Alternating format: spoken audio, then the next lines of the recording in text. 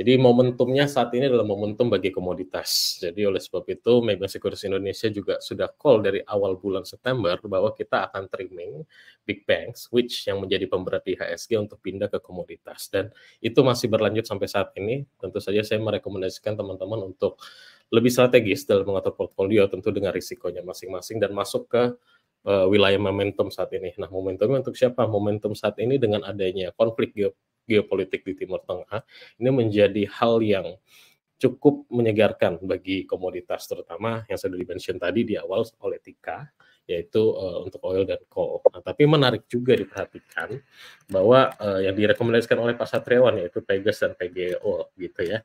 Kalau kita perhatikan, kalau saya pribadi memang orang yang suka dengan swing trade atau momentum gitu. Kalau kita perhatikan Pegas dan PGO itu volumenya cukup banyak ya, volume transaksi yang terjadi di hari Jumat dan itu diakumulasi oleh beberapa broker besar juga gitu ya, kalau teman-teman perhatikan, sehingga ini menjadi momentum yang tepat juga. Nah, selain itu nama-nama untuk call misalnya yang direkomendasikan oleh Mas Satriawan di PTBA juga cukup menarik gitu ya, walaupun mengalami koreksi beberapa hari ini dan mulai menuju ke area support, tapi di hari Jumat kemarin pelan-pelan juga sudah ada yang melakukan akumulasi sehingga momentumnya juga tepat gitu. Nah, selain PTBA mungkin Indi juga layak untuk diperhatikan menurut saya, karena Indi ini mungkin akan berimbas juga dengan beberapa kebijakan, salah satunya yang berkaitan dengan royalti.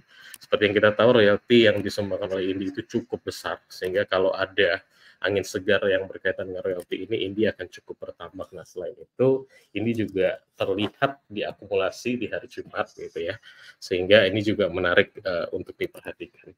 Nah, secara keseluruhan dengan adanya banyak sentimen gitu ya, yang mungkin tidak terjadi di dalam wilayah Indonesia tapi di luar. Nah, teman-teman perlu cermat untuk memperhatikan gimana cara alokasi portfolio ini selama 1 bulan ke depan, sehingga secara taktis fokus dulu ke saham-saham yang sifatnya komoditas. Nah, apakah kita harus menghindari big bank sama sekali? Tentu tidak, karena pada dasarnya big banks ini sudah terjadi koreksi yang cukup dalam berkali-kali, sehingga perlu diperhatikan juga jika teman-teman tertarik, ya, jika my friend tertarik untuk masuk ke big banks, itu sudah bisa diperhatikan area-area penting, seperti area-area support kuatnya untuk bisa dicicil beberapa kali. Mungkin gambaran seperti itu, Tika.